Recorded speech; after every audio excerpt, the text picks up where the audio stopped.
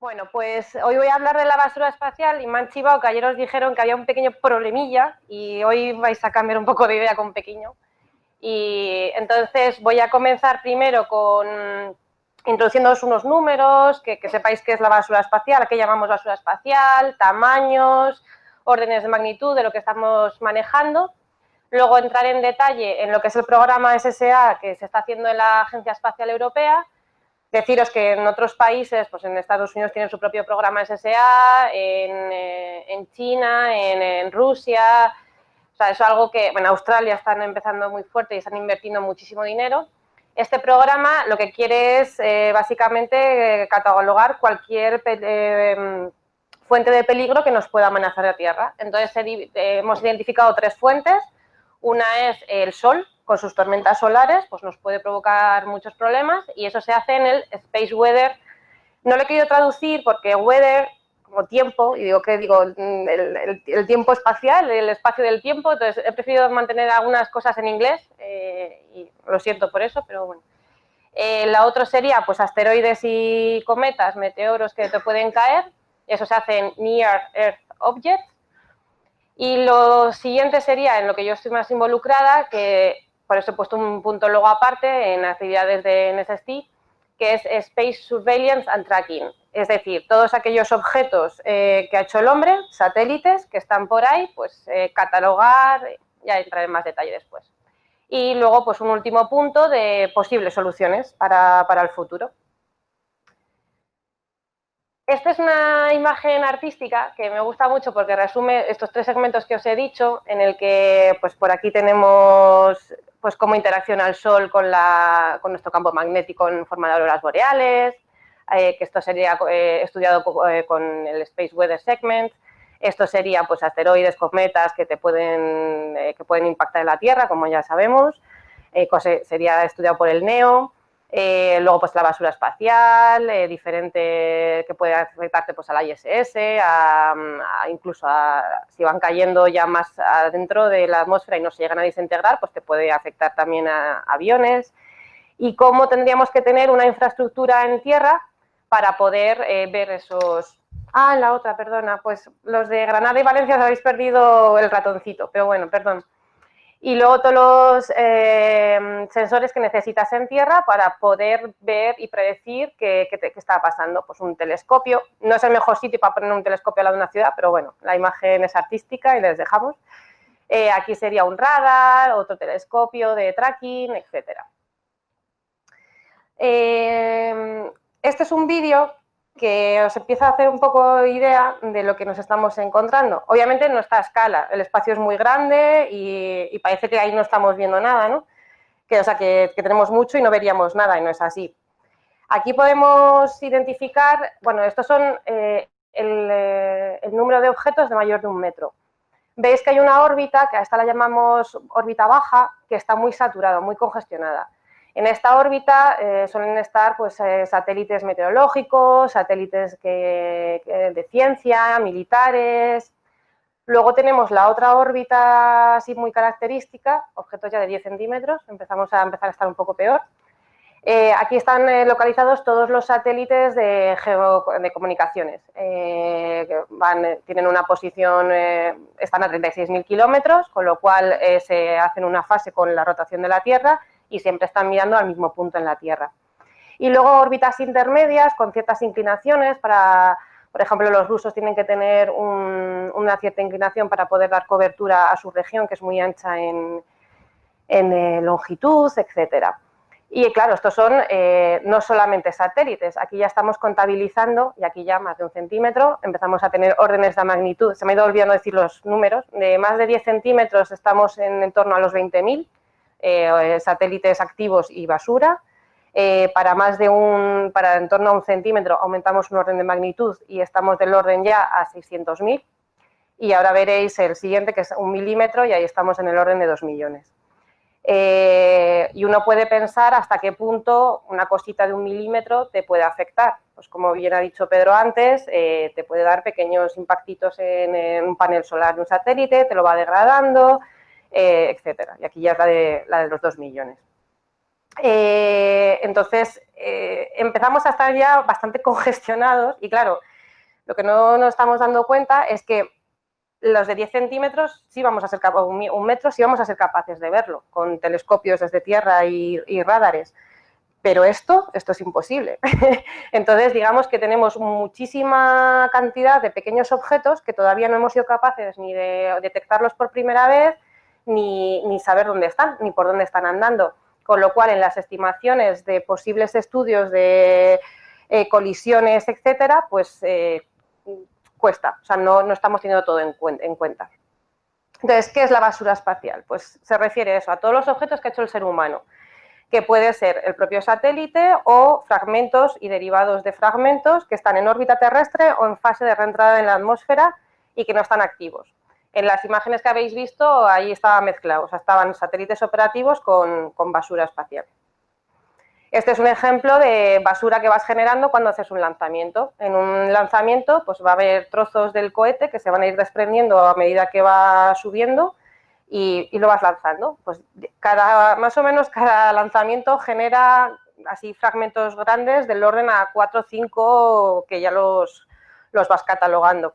Y hay una forma de, bueno, hay un organismo que cada vez que tienes un lanzamiento le asigna un número. Entonces, ese número va asignado según la fecha, le llaman el COSPAR, un identificador COSPAR, y entonces es la fecha del lanzamiento, el número de lanzamiento dentro de ese año, y luego pues le pueden poner apéndices como A, B, C, D, en función de pues si es la carga útil, si es un trozo del lanzador, etcétera.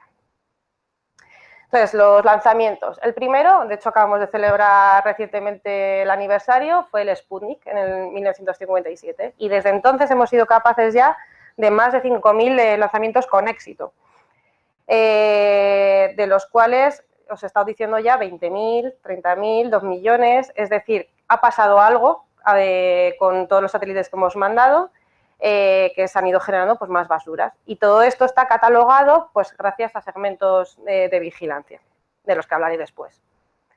¿Cuáles son las fuentes que nos están contribuyendo a tener basura espacial? Pues los lanzamientos, como ya os he indicado, pues todas las etapas de, pues según va subiendo, va quitándose motores para ir subiendo más. Luego se abre una cofia, esos 2 trocitos se caen, y luego si tiene que desplegar alguna cosa de la cual el satélite se tiene que quitar, la va a tirar. También de fragmentaciones que pueden venir provocadas bien por una propia explosión o por colisiones entre satélites, que ya lo veréis después, o satélites o un fragmento con un satélite o fragmento con fragmento. Y otras fuentes pues pueden ser lo que eyecta el motor, gotitas de diferentes refrigeradores de ciertos motores, incluso las propias superficies de los paneles solares se van degradando y eso va soltando cosas pequeñitas del orden de 1 milímetro, pero que, como ya os he dicho antes, pueden ser peligrosas. Y los sumideros me refiero, ¿cómo me puedo quitar toda esta basura espacial? Pues una reentrada natural, pues que vayan entrando en la atmósfera, que la propia atmósfera con su masa la vaya frenando y de alguna manera llegue a desintegrarla. También nos afectan perturbaciones tanto del Sol como la Luna. Ya veremos después que os he puesto mal las tormentas solares, pero a los satélites nos ha venido bien que haya habido ciertos picos de actividad solar porque nos ha hecho que caiga más masa. La presión de radiación solar. Y luego cosas ya más activas que serían maniobras, que le obligas al satélite a maniobrar de cierta manera para que se reentre si estás en una órbita baja o si estás en la geoestacionaria para que suba, o pues Pedro está aquí hoy contándonos cosas porque ha podido retornar. Hay ciertos vehículos como antiguamente el Shuttle que podían sobrevivir a la reentrada. Pues lo que os comentaba antes, esto sería parte suborbital, es decir, esto se va soltando, va generando más, esto es la cofia más y esto sería la carga útil, satélite, que es lo que va a estar en una órbita definida, digamos. Y a esto habría que detectarlo, estimar su órbita para poder saber por dónde va. Este gráfico a mí me gusta mucho porque nos da un poco la idea de... No lo he traducido, perdón, me acabo de dar cuenta. Bueno, da mucho a entender que todo lo que os he enseñado en ese vídeo solamente un 6% está destinado a satélites que están operativos. El resto es basura. Basura de fragmentos, de objetos de la misión.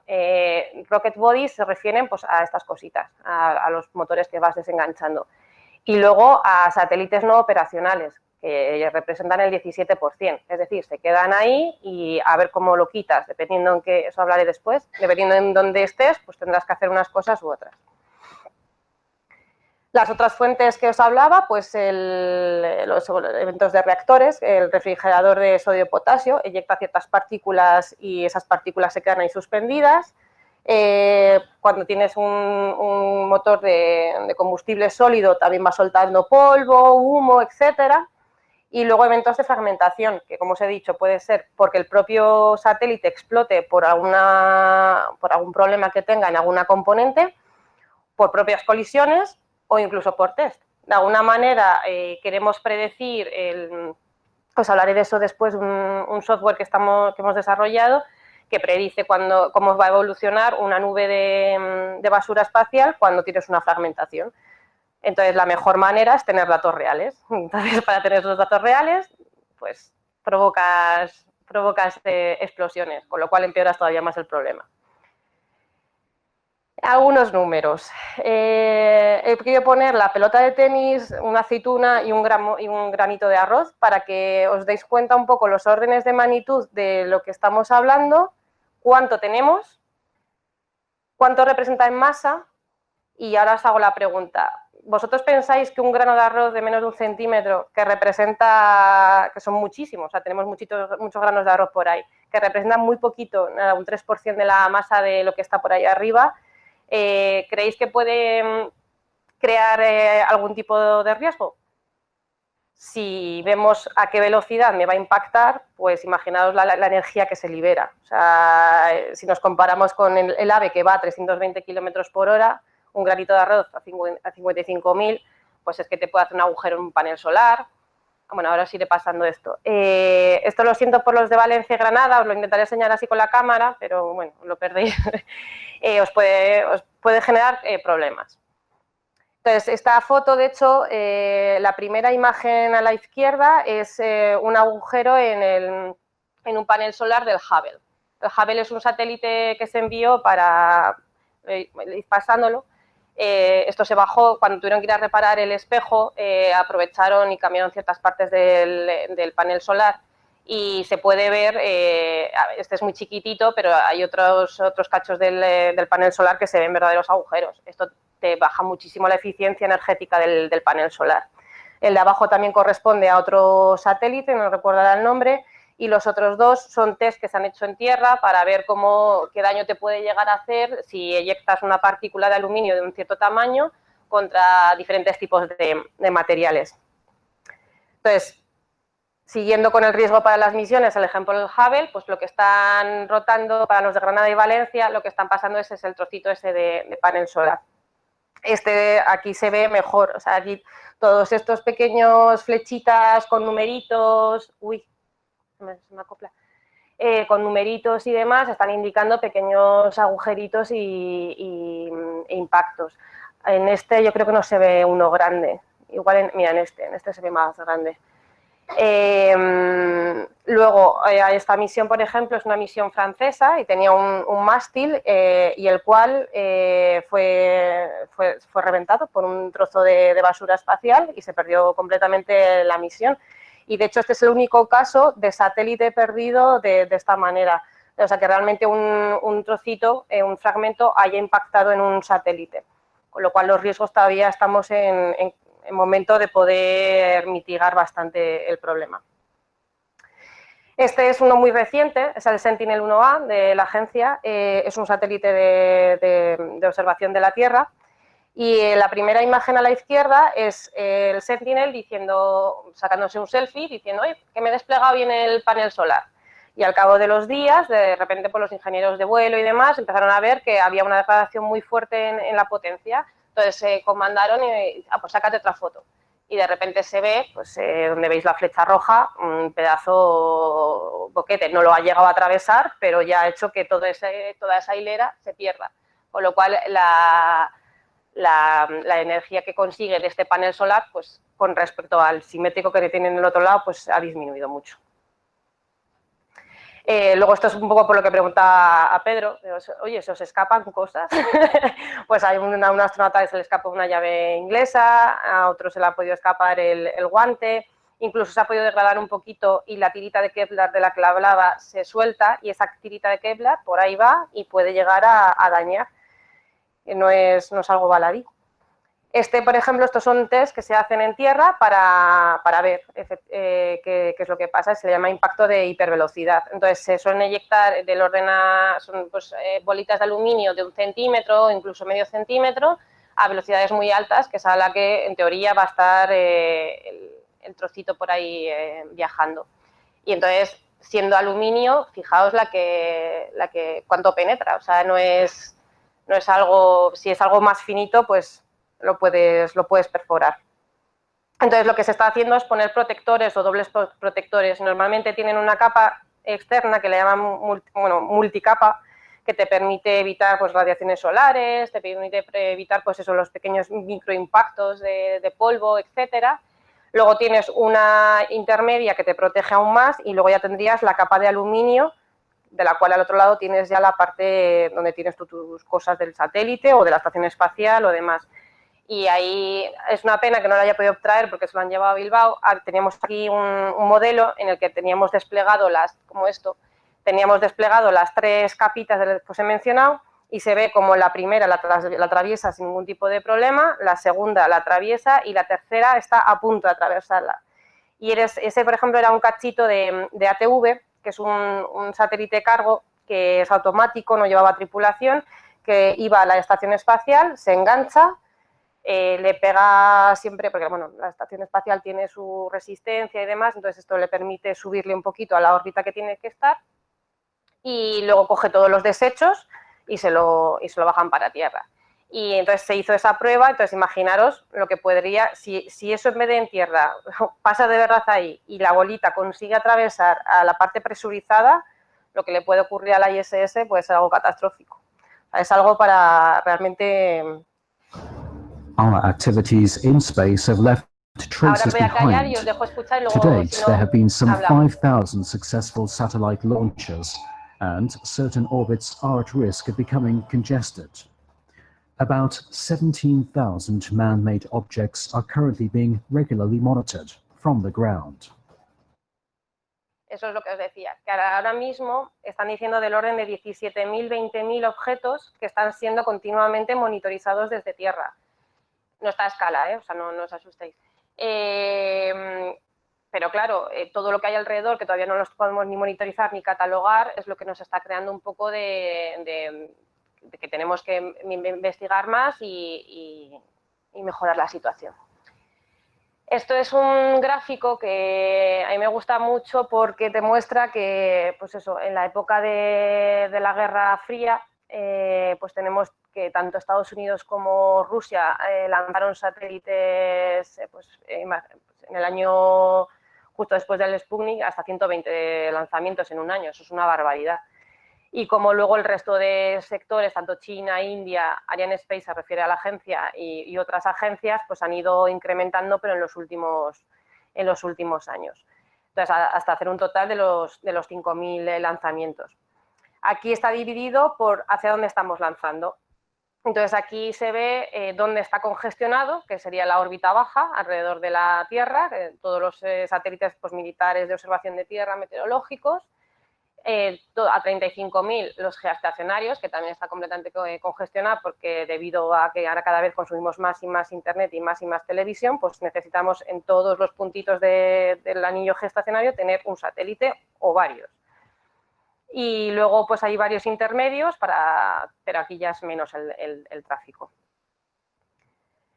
Si nos concentramos en la LEO, que es la que está muy saturada, nos damos cuenta que los satélites que más lo copan son de defensa, o sea, militares, y pues, se mantienen en 20 los civiles, todos los que son meteorológicos, como el Sentinel que os enseñaba antes. Este lo voy a saltar porque está mejor explicado aquí. Aquí se ve la evolución del número de objetos que vamos teniendo en órbita y si veis hay dos eventos grandes. Que aquí es la destrucción del Fengyun. El Fengyun era un satélite meteorológico chino y entonces se quedó inoperativo y los chinos dijeron que querían probar a ver si serían capaces desde tierra con un misil balístico destruirlo. Y lo consiguieron. Y entonces eso generó una nube de 3.000 objetos, ahora veréis un vídeo simulado, que estropeó todo muchísimo. Y 2 añitos después, pues pasó una colisión entre un Iridium, que es un satélite de comunicaciones que pertenece a una constelación americano, con un Cosmos que estaba en teoría no operativo. De hecho, ahí hay pequeñas fricciones entre Estados Unidos y Rusia, que a ver de quién había sido la culpa y demás, y eso generó otra nube de 2.000, con lo cual esos 2 picos hizo que todo este problema se pusiera en la palestra, y entonces digamos que todo a nivel de gobiernos y países pues empezaran a poner más el ojo en esto. Las colisiones, pues aquí ya os he comentado, la del Iridium con el Cosmos, la del Ceris era la del satélite este francés que le rompió el mástil, un Cosmos con otro fragmento de otro Cosmos y una tapa de un lanzador con otro satélite. Esta es el BRISM es un motor que, pues, se consiguió llegar a sacarle una foto. Entonces era muy bonita la foto y la he puesto por eso, no por nada en especial. Las causas de explosión pues, son de los más variopintas. Hay algunas que son deliberadas para cosas de test o porque les apetece. Hay otras que hay unos satélites meteorológicos de Estados Unidos, los NOAA, que son los que de alguna manera también nos permiten monitorizar cómo evoluciona la atmósfera, hacer todos los modelos meteorológicos que tenemos, que esos no se sabe muy bien qué les pasa, que de repente, al cabo de ciertos años, revientan las baterías. Entonces, no es que reviente entonces el satélite que se quede inútil, sino es que encima te eyecta trocitos de batería por ahí, con lo cual incrementa el problema. Hay otros que han sido debido a colisiones y muchos que no se sabe de qué ha pasado. Esta es una animación de AGI, que es una empresa americana de software que representa, que quisieron de alguna manera simular la colisión entre el Cosmos y el Iridium. Entonces, ahí se ve cómo una vez que colisionan, claro, se genera una nube bastante grande y es que esa nube se va a insertar en otras órbitas que va a complicar el que otros satélites en sus órbitas vayan tranquilamente sin el riesgo de que se puedan encontrar con algún cachito de algo. Fijaros en los órdenes de magnitud de 1 kilómetro por segundo. En el momento que se chocan, con la velocidad con la que se paran, kilómetros por segundo, eso es una barbaridad. Y entonces ahora se va a ver cómo esa nube se inserta en las órbitas comerciales normales y podéis empezar a entender la problemática para esos satélites que iban ahí tan tranquilamente y de repente se van a encontrar con algo por ahí. Vamos a dejar que acabe el vídeo. Esto es lo del Fengyun y el misil balístico. Y esta es la simulación. Este vídeo se va a ver un poco retardado, no sé cómo lo vais a ver por Valencia y Granada. Y además la música es así como súper de película. Y es otra simulación pues para que se viera como el efecto que generaron esos 3.000 objetos más, que fue algo... O sea, a partir de ese momento empezaron a aparecer estándares, medidas de... códigos de conducta de cómo tendrías que lanzar tu satélite, qué tendrías que hacer para no dejar más basura de la que ya tienes. Se ha incrementado el número de maniobras de satélites operacionales para evitar colisionarte. Digamos que cambió un poco las reglas del juego y procedimientos y operaciones del mercado espacial.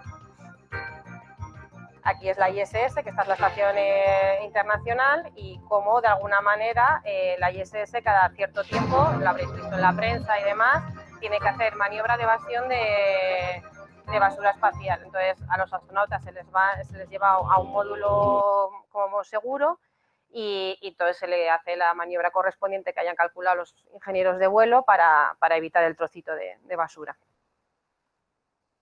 Este es otro trozo de basura espacial que se genera cuando lanzas, pues lo sueltas. Entonces, pues ese cilindro tiene sus toneladas y gracias a Dios ya no tiene combustible, ya lo ha consumido todo, pero bueno, es un trozo bastante grande. A la izquierda es como está en 2001, a la derecha es como está en 2070. Es decir, lo rojo, o sea, lo verde es pues todos los satélites que están por ahí felices, rojo es uy, uy, uy, que me voy a encontrar con algo, pues imaginaos en 2070. La vamos a empezar a liar bastante si no hacemos nada. Entonces, otra vez, para enfatizar más, la órbita baja es la que está muy, muy congestionada y es a la que hay que aplicar medidas.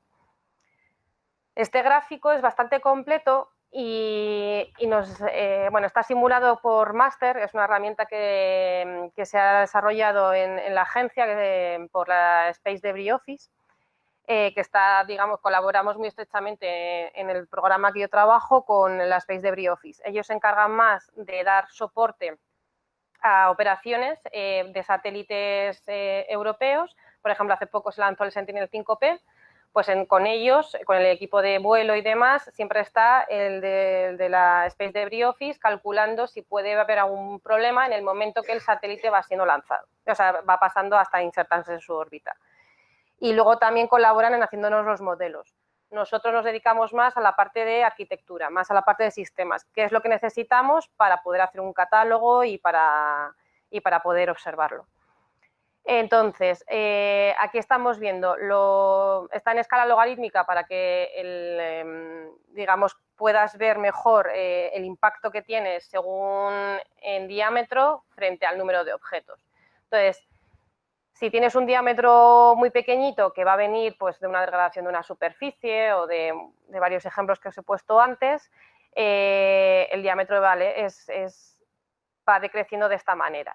Todo esto no lo voy a poder ver, todo esto que está aquí ya entre 1 milímetro y 1 centímetro que puede venir pues eso el límite de escudo que llamamos de penetraciones y daños estructurales, tampoco lo voy a poder ver desde tierra. Toda esta parte de aquí, entre el centímetro y los 10 centímetros, pues un trocito que se te ha caído, pues las baterías que os contaba antes o lo que sea de emisión, tampoco lo voy a poder ver. Lo que voy a poder ver es a partir de 10 centímetros. Pero fijaros que es muy poco lo que veo. O sea, de toda la población que yo tengo, realmente catalogado es el 6% que os decía antes. Esta es la densidad espacial. Aquí se ve dónde está la congestión, que es los 800 kilómetros. Todos estos en azul son los satélites que se han mandado de la Agencia Espacial Europea. El Goche es un, yo lo ya pronuncio Goche, no, hay gente que lo pronuncia de otra manera.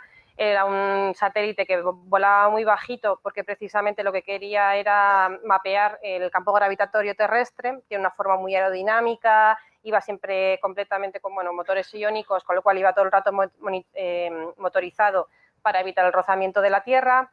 Luego tenemos los SWORM meteorológicos, los Sentinel también. Y donde suelen estar los meteorológicos es aquí. Entonces, el número de objetos por unidad de volumen pues, es bastante grande a los 900. La razón es porque es una órbita geosíncrona y entonces tienen cierta alineación geométrica con el Sol, con lo cual te permite cierta iluminación constante en la región que tú quieres observar. No es por otra razón. Entonces, ¿qué ocurriría si seguimos lanzando al nivel que seguimos lanzando ahora? Pues que el número de colisiones, la probabilidad de que haya esas colisiones va a aumentar, se va a disparar exponencialmente. Si cesásemos a partir de ahora de lanzar satélites, seguiríamos teniendo problema. No aumentaría tanto, pero seguiría, porque al final se van todos encadenando y genera el... Entonces, los dos vídeos que vienen ahora cuenta esto. ¿Qué pasaría si seguimos lanzando y no tomamos medidas?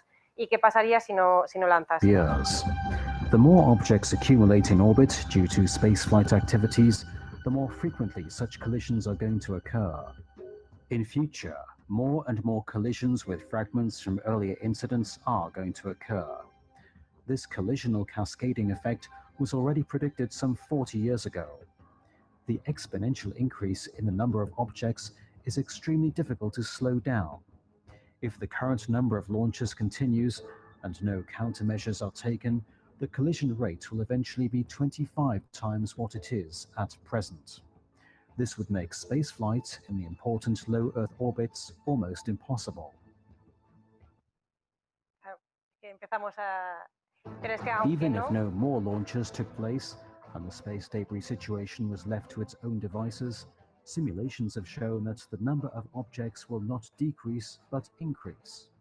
This is caused by cascading collisions between resident objects and fragments of prior collisions. That scenario indicates that the critical density of objects in the low Earth orbits has already been exceeded. ¿Cómo se llama todo esto? Al síndrome de Kessler. Desde que lanzamos el primer Sputnik, o sea, hace 60 años la Tierra estaba tranquila, no tenía nada alrededor de nuestro, hecho por nosotros. Y 60 años después, ese es el panorama. ¿Qué pasa? ¿Qué está pasando? Pues que se incrementan los costes. O sea, necesitamos medidas de protección, que reserves un poquito de combustible para poder hacer maniobras. Con lo cual, si subes, el problema en el espacio es el peso y el volumen. Y a lo que le quieres dedicar el máximo espacio, volumen y consumo de potencia de todo es a lo que tú pones ahí, a tu cámara, a tu radar, a la carga útil. Si vamos a tener que empezar a guardar combustible para poder hacer maniobras de evasión, tu carga útil cada vez va a ser más pequeña, con lo cual lo que tú quieres hacer ya no vas a poderlo hacer. Con lo cual eso va a incrementar. Si ponemos cuantas más medidas de protección tengamos que poner, incrementar el coste. Hay órbitas que empiezan a estar muy saturadas. Imaginaros ir a la órbita geoestacionaria. Vas a tener que pasar por la órbita pequeña, con lo cual el riesgo de que te puedas cargar la misión todavía sin haber llegado a la geo se incrementa mucho. Aumenta el riesgo de colisión, entonces al final es un efecto cascada y esto pues hubo un hombre que tuvo su visión que se llama Donald Kessler y a esto se le llama el síndrome de Kessler. Y gracias a este hombre pues yo como. Mi trabajo tiene su ser. Aquí había pensado una pausa de 10 minutos, pero creo que voy a continuar si no estáis muy cansados. ¿Cómo estáis? O sea, ahora ya me voy a centrar en lo que hacemos en la agencia en el programa SSA. Ostras, pues muchas gracias. Pues, ¿qué es lo que es el Space Situational Awareness? ¿Qué es lo que queremos hacer? Que Europa sea independiente, porque acá, es que esto no lo he mencionado, hasta ahora, toda esta información orbital y demás, sí, nosotros no somos del todo independientes. Colaboramos con Estados Unidos, con Rusia, y ellos nos tienen que dar datos. Entonces, nosotros queremos ser independientes, no queremos depender de ellos. Y queremos, pues eso, soportar el uso del espacio de una manera independiente. ¿Cómo? Pues dando datos, información, servicios, pues a los operadores de satélites, a científicos, a quien le guste, a quien sea. ¿Y sobre qué? ¿De qué quiere proteger esto? Quiere proteger pues, lo que puedas tener tanto en órbita como en tierra. ¿Cuáles son las fuentes de estos peligros? Ya los he mencionado antes. El Sol, asteroides y satélites. Entonces, lo que pensamos que dice, bueno, el Sol solamente va a afectar a los satélites o lo que sea. Ya vais a ver que no es tan así. Entonces, el primero es el segmento espacial, el segmento de Space Weather, que quiere pues monitorizar que pues, los vientos solares, las propias llamaradas solares que van cargadas, que van eyectando partículas ionizadas y cargadas, interaccionan con la ionosfera y la magnetosfera y provocan anomalías. Y esas anomalías pueden ser provocadas tanto en los satélites como en tierra. Dan servicios de todo lo que puedan monitorizar acerca del Sol, pues posibles riesgos de radiación y carga de satélites, resistencia en satélites, perturbaciones en ionosfera, peligros de radiación en aviación, geomagnéticas, corrientes geomagnéticas inducidas en grandes redes conductivas. O sea, se han observado apagones completos de Internet, incluso de sistemas de potencia en centrales nucleares. O sea, que al final es un riesgo bastante Esta es una imagen del SOHO, que es un satélite estadounidense que está estudiando la corona solar. Por eso tenéis toda esta imagen de aquí completamente tapada, que está tapando al Sol, y lo que ves es pues todas las partículas que se derivan de las llamaradas solares. Entonces, pues este es un ejemplo, un dibujo un poco más para niños. Pues eso, el Sol está en completa ebullicencia, explota, saca llamarada, esas partículas, aun estando muy lejos, llegan a interaccionar con el campo magnético terrestre, provocando todo lo que os estoy diciendo. Se ha llegado a caracterizar, entonces es cada 12 años hay una actividad, tenemos un pico de actividad solar, entonces cada vez se está incrementando más, no se sabe, pues al final el Sol es una estrella, está viva, tiene sus combustiones, se irá comportando de manera distinta según vaya avanzando el tiempo, pero de alguna manera podemos llegar a estar como prevenidos de... Vamos a saber cada cuánto tiempo nos va a hacer alguna gracieta. Entonces, esta es una imagen que, o sea, es que imaginaros, o sea, claro, es que los órdenes, eso ya lo desconozco, los órdenes de magnitud de temperatura y todo es algo muy violento, es un proceso de combustión muy bestia. Entonces, que nos llegue, estando muy lejos, es normal. Esta de aquí abajo es la otra imagen del SOHO en otra frecuencia y la de arriba en otra frecuencia. Pero no, la de arriba no es del SOHO, no recuerdo de qué satélite es. Pero bueno, se pueden observar ahí las lanzaderas o las llamitas que te saca el Sol. Y entonces en Halloween de 2003 hubo tormentas muy fuertes y se registraron durante 2 semanas, unos 10 días, bastante, pero no solamente eyecciones solares, sino también apagones de radio, geoimpactos, incluso cosas a nivel de protón. Entonces estas perturbaciones continuas dieron lugar pues, a un daño acumulado en paneles solares, con lo cual muchos paneles solares se quedaron completamente fritos, aumentó el riesgo permanente de radiación, hubo satélites que no se pudieron recuperar, apagones en servicios terrenos. En esta transparencia, en la siguiente hablaré de los terrenos. En esta es una compilación de todos los satélites, así como los más dañados, pero hubo muchos más. El ADEOS 2 se perdió completamente, hubo apagones de televisión, hubo apagones el de arriba se perdió sensores, con lo cual ya se perdieron datos, otros instrumentos de otros satélites completamente dañados, o sea que generó bastante problema. Pero a nosotros, a mi segmento, nos vino muy bien, porque estas llamaradas solares hicieron tener mucha presión solar. Entonces, partículas de muy pequeñito tamaño y muy poca masa, como que las empujó y se quemaron en la atmósfera. Con lo cual, bueno, a los de Space Weather les vino muy mal, pero a mí me vino muy bien. Y en los segmentos terrenos dañados, a mí la que más me impactó fue la de las plantas nucleares, que se quedaron con menos potencia. Y dices, bueno, vale, se quedaron con menos potencia, pero como me la pague, me la ha liado.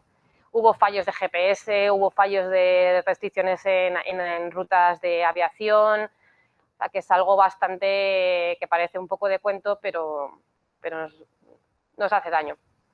Y en el 23 de julio hubo otro gran evento solar, esta fue con otro satélite que se llama Helio y pues, las llamaradas típicas. No, el estéreo, perdón. Entonces, son 2 satélites que están colocados de una manera estratégica para observar el Sol. Estos puntos se llaman puntos lagrangianos y tienen una característica especial que, bueno, 3 de ellos son puntos estables, es decir, tú dejas ahí a tu satélite y no tienes que hacerle apenas nada para que se mantenga siempre en esa posición, se crea como un equilibrio de fuerzas. Y los 2 de arriba, el L4 y el L5, son inestables, ahí tendrías que estar maniobrándolo. Con lo cual, para misiones que quieras estar observando algo y no quieras llevar mucho combustible, pues esos puntos son muy recurridos para astronomía, para estudios del Sol, aprovechas que te está tapando la Tierra para estudiar la corona, y entonces una de las imágenes que él captó desde esa distancia, pues las famosas llamaradas. Y esta que a mí me gusta mucho, que es como ven desde la ISS una aurora boreal. Entonces, la aurora boreal al final se provoca porque estos vientos solares interactúan con la magnetosfera y te crean estas pedazos de maravilla. Entonces, verlo desde la ISS supongo que tiene que ser aún más espectacular.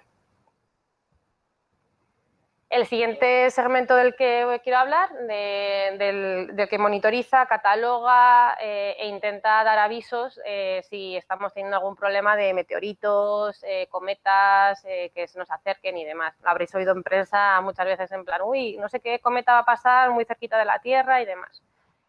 Entonces eso, identifican y estiman el riesgo. Perdón. Lo siguen, porque una cosa es que tú lo veas, o sea, bueno, hay que diferenciar entre el cometa y el asteroide. El cometa va a tener órbitas muy excéntricas en el sistema solar, con lo cual, desde que tú lo ves por primera vez hasta que lo vuelves a ver, pueden pasar años, incluso siglos. Los asteroides vienen del cinturón de asteroides, con lo cual suelen tener órbitas circulares y los puedes redetectar con bastante más frecuencia. Y te dan también soporte, pues eso, con alarmas y mitigación. De hecho, hay como una especie de... Este segmento es un poco más de científicos, con lo cual hay una especie de competición a ver quién detecta un nuevo asteroide o un nuevo cometa. Entonces, en el momento que lo detectas, le pones tu nombre y entonces ya te quedas como más fácil. Te puedes escribir papers, eres más famoso y demás. Este es un mapa de los diferentes tipos de asteroides y cometas. Entonces, la órbita externa, el círculo grande externo es la órbita de Júpiter. Aquí estaría la de los asteroides, el cinturón de asteroides, y esta sería la de la Tierra, y en medio el Sol. Entonces, pues bueno, digamos que el espacio es muy grande, con lo cual este gráfico es un poco tramposo. Os hace pensar, estamos rodeados de materia y no, estamos más rodeados de espacio que de materia. Pero bueno, los riesgos están ahí. Esto es el Hubble, del que habéis visto el trocito este consiguió ver cómo, por ejemplo, un asteroide impactó en su superficie. Entonces es bastante bonito ver ahí cómo de repente sublima en la capa de metano de Júpiter. Esta es una imagen que nos lo ha dado JAXA. JAXA es una... O sea, como está la Agencia Espacial Europea, está la Agencia Espacial de la NASA, o sea, la americana, que es la NASA, Roscosmos en Rusia, JAXA en Japón. Y pues el Hayabusa, que es un asteroide que ellos mandaron una misión, pues como la que tuvimos de Rosetta en la ESA, no sé si habéis oído algo en la prensa, pues algo similar. Y el resto como de este segmento yo no controlo mucho, he decidido poner un montón de transparencias de cráteres que nos han hecho asteroides y cometas que nos han ido visitando a lo largo de nuestra existencia en el planeta. Este en el 2007, 13 centímetros de diámetro de cráter. En Arizona, pero este impacto hace muchos más años. La diferencia del asteroide y del cometa, aparte de la órbita, también está en el material. O sea, uno te va a permitir estudiar el asteroide metales y rocas, y el cometa tiene hielo también. En Siberia pues, se destrozó completamente un bosque a principios del siglo pasado. En Quebec, pues hace muchísimos años se generó este pedazo de cráter. No sé si está relacionado con la desaparición de los dinosaurios, porque desconozco cuándo fue eso, pero a lo mejor. Y este es el más reciente que todos recordaremos, que imágenes de Rusia, que de repente se vio pues eso, una bola incandescente de fuego pasar y a mí lo que más me llama la atención es la energía cinética, o sea, es el equivalente a 500 veces la dinamita, o sea, es algo pues como una bomba nuclear, ¿no? Este es un asteroide que yo no lo consigo ver. Si vosotros lo conseguís ver... míralo, sí, vale. Es que nunca lo he conseguido ver. Mira, pues lo veo más en grande que en pequeñito. Y que se consiguió monitorizar y pues alguien publicó esto desde la Sagra, que es un observatorio que está aquí en España, y entonces pues publican que lo han detectado y entonces a partir de ahí hay una cosa que se llama el Minority Planet Center, en el que se hace una lista de asteroides o cometas que tienen riesgo de pasar cerca a la Tierra en un tiempo corto, en un espacio corto. Con lo cual, los diferentes observatorios deciden siempre observar a aquel objeto que esté en lo más alto de esta lista. órdenes de magnitud de, pues en diámetro, la potencia que te puede generar semejante impacto y cada cuántos años te va a pasar que pueda haber riesgo de que te impacte en tierra. Y el segmento que es ya lo mío, aquí ahora voy a hablar muy poquito, luego ya me entretendré en la parte de arquitectura. Nuestro objetivo es pues, que queremos dar servicios a usuarios externos, pero a alto nivel. Entonces, lo que queremos hacer es catalogar objetos. Entonces, queremos saber qué es lo que tenemos allá arriba para saber a qué nos podemos enfrentar. Para catalogar, los tengo que detectar. Luego tengo que determinar su órbita. Los tengo que correlar. Correlar significa si este objeto que he visto, a ver si lo vuelvo a ver, identificar que es el mismo y no uno nuevo. Y eso, una vez que hayas creado tu catálogo, mantenerlo. Es decir, que las observaciones tienen que ser a diario para tener un catálogo con cierta precisión, porque de nada me sirve tener así la regla del dedo gordo para ver por dónde me va el satélite, no. Porque si yo quiero dar luego un servicio de colisión, de riesgos de colisiones, quiero que sea una órbita muy, muy precisa. Una vez que yo tengo todos esos datos en una base de datos, ahí yo ya puedo hacer lo que me dé la gana, puedo jugar con los datos de la manera que yo quiero. Hacia donde lo hemos orientado es predicción y alarma de colisiones, con lo cual esto a satélites operativos les interesa mucho, a los operadores de los satélites, pues para ellos tener estimaciones de hacia dónde se tienen que mover o dejar de mover. Cuando haces el inicio del análisis de emisión de tu propio satélite, así ya puedes saber cuánto combustible le tienes que dedicar a colisiones, a evitar colisiones y demás. Y luego predicción y alarma de reentrada. De la misma manera que pueden impactarte un asteroide, hay satélites que por lo que sea no se llegan a consumir del todo en la atmósfera y acaban reentrando en la Tierra. Lo normal es que caigan en agua, somos más agua que tierra, pero se ha dado casos, y veréis fotos, que reentran en tierra. Entonces, digamos pues que hay un sistema que te permite predecirlo y dar la voz de alarma en caso de que haya que evacuar alguna ciudad. De momento no ha pasado nada, así que tranquilos, pero bueno, puede pasar. Análisis de fragmentación. Podemos llegar a estimar hacia dónde me va a evolucionar esta nube de trocitos de basura que creo cuando se colisionan cosas y cómo pueden impactar al resto de órbitas. Podemos dar análisis y soporte a otras misiones, hacer subcatálogos y hacer ya estadísticas y análisis más en detalle, y lo de caracterización de emisiones. Le podemos decir a los que hacen el estudio de viabilidad de una misión, decir, oye, por lo menos resérvame el 10% para combustible, porque a la órbita que me estás diciendo que tú quieres ir, te lo tienes muy fastidiado. Y entonces este dibujito de aquí abajo, pues es un poco resumen de lo que acabo de decir. Tú tienes tu catálogo, vas haciendo tus análisis, esos análisis pues sacas unas figuras de mérito y esas figuras de mérito, después de unos ciertos requisitos de político por medio, porque hay muchos satélites que son militares, hay satélites que son espías, hay mucha información de satélites que es confidencial, con lo cual no puedes dar al público general información de ello. Con lo cual todos los satélites, casi todos los militares están en órbita baja. Todos esos satélites que se ven con radar, una vez que tú tienes tu radar, lo observas, sacas toda la información de ese objeto, tienes que primero pasar un desclasificador. Es decir, te tienes que asegurar que ese objeto que tú has visto es público, no es de ningún espía ni ningún militar.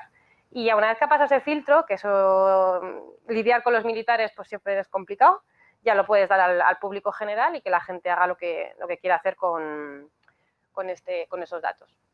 Entonces este es un pequeño aperitivo de lo que hago en SST. Entonces ahora sí que hacemos la pausa, pero ya estoy un poco cansada, y ya os cuento en más detalle todas las actividades que hemos ido haciendo estos años.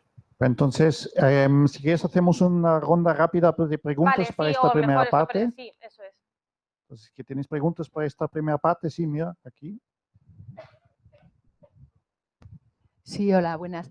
Yo no he entendido muy bien cuando has hablado de las maniobras de evasión de basura, que como que cambiabais de sitio, no sé si el satélite o... Sí, el satélite. O sea, pero cambiáis la órbita directamente para poder hacer una... Pero un poquito. O sea, para justo... Pero ¿y cómo se hace esa limpieza, digamos? Pues tú le comandas al satélite, normalmente los satélites tienen, los que son activos y tienen sus motorcitos, tú le dices, están puestos de cierta manera que tú puedes jugar en plan 5 microsegundos en este, otros 2 microsegundos en este, y con eso consigues hacer la evasión. Y luego lo vuelves a corregir y vuelves a tu